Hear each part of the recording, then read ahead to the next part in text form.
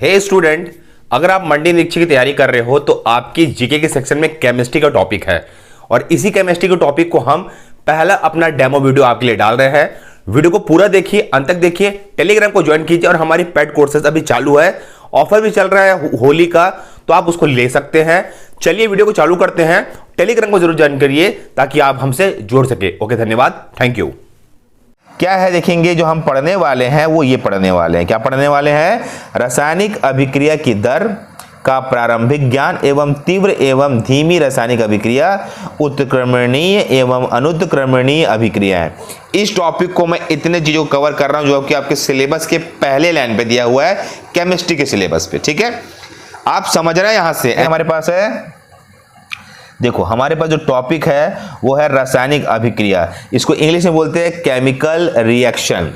परिभाषा समझ लो, डेफिनेशन समझ लो अगर नए बच्चे हो तो। ठीक है, क्या है? जब दो या दो से अधिक तत्व एक दूसरे के संपर्क में आते हैं और उसमें परमाणु का रीअरेंजमेंट, पुनः व्यवस्थापन है ना, होता है, तो इस प्रकार के नए पदार्थ का तत्व जो प्राप्त होता है इसे हम रासायनिक अभिक्रिया या केमिकल रिएक्शन कहते हैं। ठीक है, क्या कहते हैं? रासायनिक अभिक्रिया कहा जाता है। ये एक सिर्फ परिभाषा है, इस परिभाषा से कोई संबंध नहीं है एग्जाम का, पर आपको पता होना चाहिए कि रासायनिक अभिक्रिया किसे कहते हैं। ठीक है, आगे चलेंगे। एग्जाम्पल क्या होता है? जैसा पानी का बनना। पानी का बनना भी एक प्रकार की रासायनिक अभिक्रिया है। अब यहाँ पे एक अच्छा खासा एग्जाम्पल लिया गया है। इस एग्जाम्पल को समझिए कि दो अणु हैं हाइड्रोजन के, दो अणु हैं ऑक्सीजन के। अब क्या बन गया आपका? 2H2O, पानी बन गया। एक प्रकार की रासायनिक अभिक्रिया हुई और आपका पानी का निर्माण हो गया, है ना। अगर आप कैलकुलेट करेंगे तो 2 × 2 4 हो गया। यहाँ पे 2 × 2 4 हाइड्रोजन है और O2 है तो O सामने तो O2 हो गया। ठीक है, ये मैं इक्वेशन को बैलेंस करने वाला वीडियो बाद में लेके आऊंगा। समझना इसमें क्या दिया है कि पौधों की पत्तियों द्वारा भोजन का निर्माण अर्थात प्रकाश संश्लेषण, मानव द्वारा ग्रहित भोजन का पाचन, शरीर द्वारा पचे हुए भोजन का अवशोषण, अवशोषित भोजन का कोशिकाओं में दहन, श्वसन और इत्यादि सभी रासायनिक अभिक्रियाएं का उदाहरण है ना। ये सभी केमिकल रिएक्शन का उदाहरण है। या तो पौधों का पत्तियों से भोजन लेना या मानव का भोजन पच के हमारे शरीर में ऊर्जा देना, दहन होना, ये सारे रासायनिक अभिक्रिया का उदाहरण है। अगर आप टॉपिक समझ रहे हैं तो यहां से वैसे कोई क्वेश्चन तो नहीं बनाएगा, पर याद रखिए एग्जाम्पल पूछ सकता है कि अगर मानव के शरीर में भोजन का पचना एक कौन सा अभिक्रिया है, तो वो एक केमिकल रिएक्शन है ना, रासायनिक अभिक्रिया है। ठीक है, आगे देखते हैं। आगे हमारे पास है कुछ एग्जाम्पल्स है, एग्जाम्पल को आप समझेंगे। क्या है कि पौधों की पत्तियों द्वारा भोजन का निर्माण अर्थात प्रकाश संश्लेषण से होता है, ये सबको पता है, वो एक रासायनिक अभिक्रिया है। अगला आप देखेंगे इसमें सेकंड पॉइंट एग्जाम्पल में कि मानव द्वारा ग्रहित भोजन, मतलब भोजन को लेना और शरीर द्वारा पचे हुए भोजन को अवशोषण करना और अवशोषित भोजन का कोशिकाओं में दहन तथा श्वसन इत्यादि रासायनिक अभिक्रिया का एग्जाम्पल है। तो आपको डायरेक्ट एग्जाम में रासायनिक अभिक्रिया का एग्जाम्पल पूछ सकता है, तो ये दो पॉइंट को आप बिल्कुल फोकस में लेके चलेंगे, है ना। आगे क्या होता है? अपघटन अभिक्रिया। अपघटन अभिक्रिया के बारे में सुनना और समझना। इसमें क्या होता है? इसमें जो पहला पॉइंट है कि अपघटन अभिक्रिया, है ना, अपघटन अभिक्रिया वे रासायनिक अभिक्रिया है जिसमें कोई यौगिक अपने अवयवी तत्वों अथवा छोटे छोटे सरल यौगिक में अपघटित हो जाते हैं। अपघटित होना मतलब टूटना होता है। कोई एक बड़ा यौगिक है वो छोटे छोटे पार्ट में टूट जाता है, उसी को सरल भाषा में समझेंगे अपघटन अभिक्रिया। ठीक है, देखिए केमिस्ट्री क्वेश्चन है, ये सिर्फ डेफिनेशंस है। कहां से क्वेश्चंस आएंगे उसका वीडियो पूरा बना हुआ रखा है, तो बिल्कुल हमारे पेड ग्रुप को ज्वाइन करके आप इसका पूरा ले सकते हैं बेनिफिट। अगला अब इसके बारे में कुछ दिया है, तीसरा पॉइंट भी देख लीजिए कि यह अभिक्रिया ऊष्मा ऊर्जा विद्युत द्वारा संपादित होता है। संपादित शब्द को समझना मतलब शुरू होता है, संपादित का मतलब शुरू होना होता है या होना होता है। ऊष्मा प्रकाश विद्युत द्वारा संपादित होता है और योगात्मक अभिक्रिया जो नए पदार्थ या अणु निर्माण के ठीक विपरीत होते हैं। ठीक है, कॉम्प्लिकेटेड होता है केमिस्ट्री। ठीक है, आपको लाइन समझना है और आपके एग्जाम में क्या क्वेश्चन आएगा वो मैं समझाऊंगा आपको। ठीक है, आगे आप देखिए, ये कुछ है, अपघटन क्रियाओं भी निम्नलिखित दो प्रकार के होते हैं। मतलब अपघटन की क्रियाएं भी दो प्रकार की होती है। देख लीजिए क्या क्या होती है, इसमें पॉइंट समझना, यहां से क्वेश्चन निकल के देता है। ऊष्मीय अपघटन और विद्युत अपघटन, ये दो प्रकार का होता है, टाइप्स होते हैं। ठीक है, अब इसमें आप समझेंगे कि जब अपघटन अभिक्रिया ऊष्मा देने पर होती है तो उसमें ऊष्मीय अपघटन होता है। ऊष्मा दिया गया तो ऊष्मीय अपघटन, और यह अभिक्रिया उत्क्रमणीय नहीं होती है। याद रखना है ये पॉइंट, ये आपके सिलेबस के टॉपिक में है कि उत्क्रमणीय अभिक्रिया क्या होती है और अनुत्क्रमणीय अभिक्रिया क्या होती है।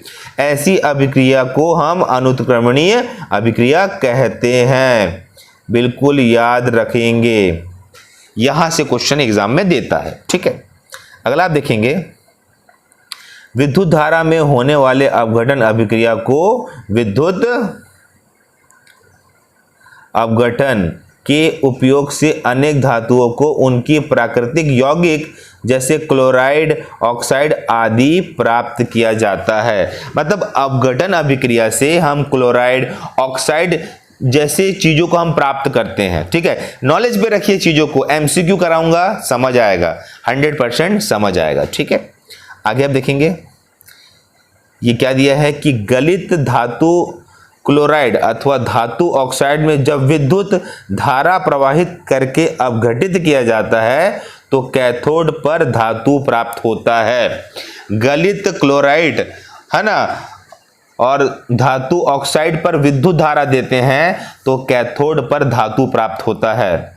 याद रखिए, ये सारे वर्ड केमिस्ट्री में थोड़े से फंसा देते हैं पर इंपॉर्टेंट है। ठीक है, जब हम उस पर इलेक्ट्रिक एनर्जी देते हैं तो एक धातु मिलता है हमको, धातु। ठीक है, आगे देखिए, एग्जाम्पल दिया हूं, समझ आएगा आपको, एग्जाम्पल से आप समझ जाओगे। एग्जाम्पल से कि सोडियम धातु का निष्कर्षण गलित सोडियम क्लोराइड NaCl और एल्यूमिनियम धातु का निष्कर्षण गलित एल्यूमिनियम क्लोराइड के विद्युत अपघटन द्वारा होता है। समझ गए ना, मतलब कहने का मतलब है कि NaCl में आपने विद्युत दिया और आपको सोडियम धातु मिल गया, मतलब नमक से आपने सोडियम को अलग कर लिया। ठीक है, याद रखिए, यही एग्जाम्पल पूछता है एग्जाम में और यहीं से क्वेश्चन एग्जाम में आते हैं। ठीक है, अगला आप देखेंगे, हमारे शरीर में भोजन के पचने की क्रिया भी एक अपघटन अभिक्रिया का उदाहरण है। याद रखेंगे, इंपॉर्टेंट पॉइंट है। ठीक है, अगला आप देखेंगे, अंतर क्या होता है समझेंगे। अंतर समझना है हमको, ये अंतर इसलिए समझना है ताकि आपको एग्जाम में समझ आए कि हमको क्वेश्चन को पहचानना कैसे है करके। ठीक है, तो पहला पॉइंट दिया हुआ है, देखो पहला पॉइंट क्या दिया है कि ऊष्मीय वियोजन में यौगिक को गर्म करने पर उसके अणु दो या दो से अधिक अणुओं में टूट जाते हैं और ठंडा करने पर संयुक्त होकर पुनः मूल यौगिक अणु बना लेते हैं। कहने का मतलब क्या होता है, जब ऊष्मीय वियोजन थर्मल दिया जाता है तो अणु टूट जाते हैं, पर ठंडा करेंगे ना तो वापस से वो अणु जुड़ जाते हैं। ठीक है, इसमें अगला समझना, तब आपको समझ आए, आपको क्लियर समझ आएगा कि ऊष्मीय अपघटन क्या होता है। में यौगिक को गर्म करने पर उसके अणु दो या दो से अधिक अणुओं में टूट जाते हैं, परंतु ठंडा करने पर पुनः मूल अणु नहीं बनते। अंतर समझ आया? याद रखिए, दोनों चीजें एक समान हो जाती है, इसलिए याद रखिए। ठीक है, याद रखिए, ये दोनों टॉपिक एक ही वर्ड पे लिखा है। याद रखिए, यहाँ पे पॉइंट समझना, ये वियोजन है और ये अपघटन है। इस लाइन को समझना, वियोजन में क्या होता है, वापस वो मूल यौगिक बना लेगा, पर अपघटन में मूल यौगिक नहीं बना पाएगा। ये डेफिनेशन का मतलब है। ठीक है, आगे आप देखेंगे, आगे आप देखेंगे इस प्रकार की उष्मीय वियोजन एक उत्क्रमणीय अभिक्रिया है। मैं पूछा हूं ना, स्टार्टिंग में मैं बताया हूं ना, ये आपके टॉपिक का है। जब उष्मीय अपघटन अनुत्क्रमणीय अभिक्रिया होती है तब क्या होता है, देखो, अच्छा सॉरी, यहीं पे खत्म हो गया। यह एक प्रकार का वियोजन एक उत्क्रमणीय अभिक्रिया है, मतलब उष्मीय वियोजन एक उत्क्रमणीय अभिक्रिया है, जबकि उष्मीय अपघटन एक अनुत्क्रमणीय अभिक्रिया है। समझ आया कि उष्मीय वियोजन एक उत्क्रमणीय अभिक्रिया है, जबकि उष्मीय अपघटन एक अनुत्क्रमणीय अभिक्रिया। डायरेक्ट क्वेश्चन ये पूछता है, ठीक है। तो याद रखिए ये डेमो वीडियो है, बेहतर वीडियो हम बना के देंगे, आपको पीडीएफ भी देंगे, आपको सब देंगे, कंप्लीट चीज दिया जाएगा। अगर आप हमारी क्लास को ज्वाइन करते हैं पूरी पीडीएफ दिए जाएंगे, आप डेमो पीडीएफ ले सकते हैं और साथ में हमारे लाइव टेस्ट सीरीज को भी आप ज्वाइन कर सकते हैं। इस नंबर पे आप कॉल करके हमारी लाइव टेस्ट सीरीज को भी ज्वाइन कर सकते हैं और हमारे पेड कोर्सेज को भी ले सकते हैं। ओके, धन्यवाद, थैंक यू सभी को। तो समझना केमिस्ट्री थोड़ा सा डिफिकल्ट लगता है, पर हम मेन पॉइंट को निकाल के पढ़ सकते हैं। ये डेफिनेशन था, इसका एमसीक्यू भी जल्दी आएगा। ओके, धन्यवाद, थैंक यू सभी को।